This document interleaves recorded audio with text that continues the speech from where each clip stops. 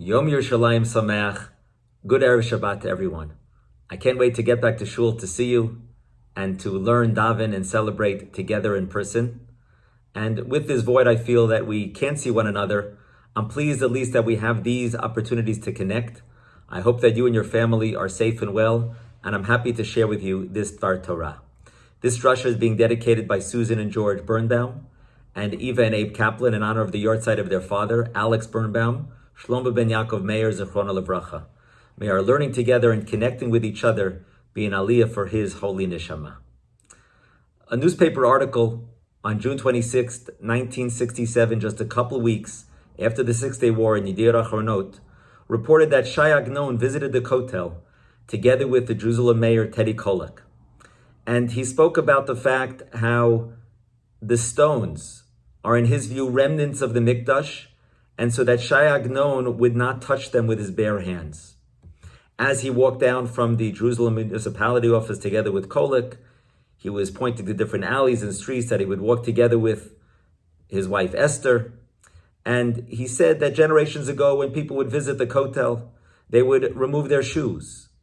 And I myself, who lived in Yerushalayim for almost 60 years, make sure to never touch the stones of the Kotel. One Chag, I gave a Jew who was standing next to the Kotel a machzor. After he finished using it, he placed the machzor and rested it against the wall, against the Kotel. And from that point on, since then, I have not touched that machzor, even though it's old and valuable, because it touched the holy stones of the Kotel. And Agnon impressed upon Kollek the importance of keeping the whole plaza area very clean, to make sure to recognize the respect and dignity this area deserves. One time a person with talit and tefillin next to the Kotel came over to Agnon asking for an autograph, and he said, with talit and tefillin right next to the Kotel, I can't give you an autograph. One time in New York, I gave a person an autograph, and that was because he gave a $10,000 donation to Israel. And one other thing that Agnon mentioned to Kollek was something that Baruch Duvdevani quoted from Rav Kook Zatzal, that some hearts are like stones, and some stones, like the stones of the Kotel, have the status of a heart. So on this Yom Yerushalayim, as we celebrate the incredible miracles of our generation, of Harabayit Biyadenu, it's the answer to our prayers, it's a realization of prophecies, and it's just the dream of the unification of Yerushalayim has taken place in our generation. So this is a time to celebrate the great privilege we have to access Yerushalayim and the Kotel, but we should always be mindful of the holiness and sacredness of this place. As we think about the meaning of Yerushalayim, so we turn to the Sefer Bamidbar, which is something that we always begin before the holiday of Shavuot. Tosfot explains that the reason why we do this is because we need a buffer between the curses, Tochacha, of Parshat Bechukotai and the holiday of Shavuot. Right, we want to get the curses out of the way so we can begin a time of blessing, and that's a prayer that we have now.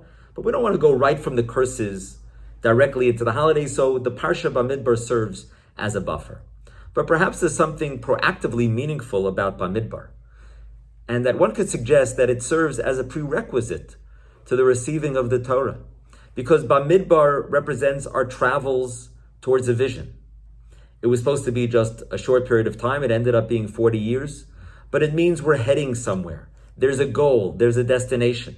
The fact that we have the flags, the degalim that are mentioned in this week's parsha, shows that we have a mission and purpose as we travel together. And so Bamidbar represents our travels towards Eretz Yisrael, and Yerushalayim representing the centrality of Eretz Yisrael and Yerushalayim in the religious consciousness of the Jew. And Yerushalayim is the destination not only for the Jews in the Midbar, but really is for Jews throughout history.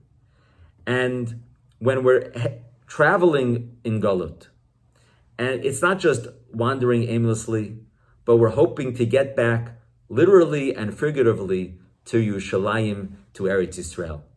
Extraordinary things happening in our generation that we're able to get back to Yerushalayim, but Yerushalayim is a place that we're always striving for. We're always trying to live up to the standards of Yerushalayim to become the best version of ourselves.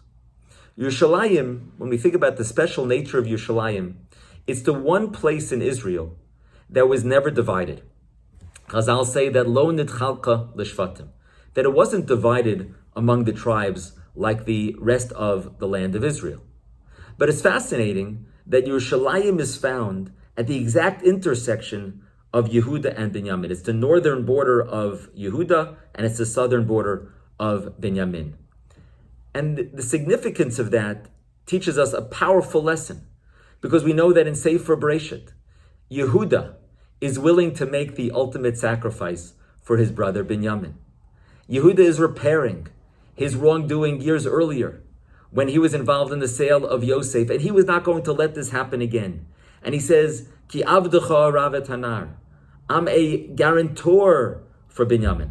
I'm not going to leave him here and repeat the mistake I made with Yosef. How can I go back to my father without my brother together with me? And so I'm here to take care of him. And so at the very intersection of Yehuda and Binyamin, which reflects that sacrifice that Yehuda was willing to make for his brother Binyamin, that is the area of Yerushalayim. It wasn't divided among the tribes, but it's right there between the two of Yehuda and Binyamin, and it teaches us the importance of the unity of the Jewish people and this concept of mutual responsibility. In Pirkei Avot it says that one of the ways to acquire Torah is to be nosei b'ol chavero. And what that means, to be nosei ba'olam chavero, means to carry the burden or to share the burden of your friend. And we've been doing this more intensely over the last couple of months. The whole premise of social distancing and masks is to be nosei b'olam chavero, to ensure the safety of others, even though it requires certain sacrifices from ourselves.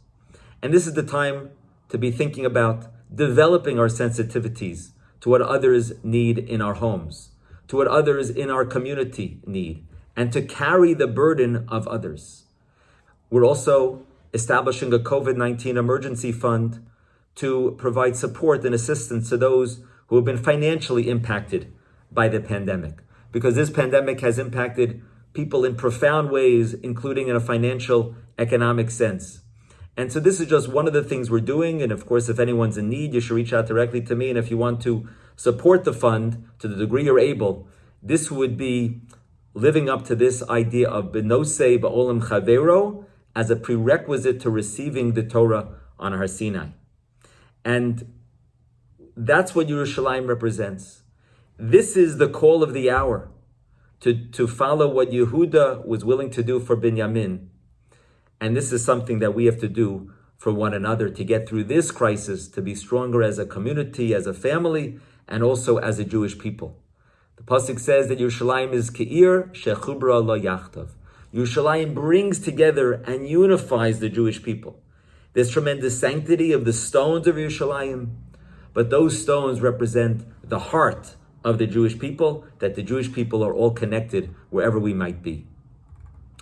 There's a beautiful story about Rav Goren with David Ben Gurion, that what the government was considering doing was segregating the religious soldiers in separate units in the army. And this way, this would make everyone happy. The religious soldiers would be happy they can keep Shabbos and Kashrut and have synagogues. And the Chilonim, the less religious soldiers, wouldn't need to be bothered with those things. And Rav Goren, however, said that now we've merited to have the state of Israel. Baruch shechiyanu v'kimanu v'giyanu lazman hazeh.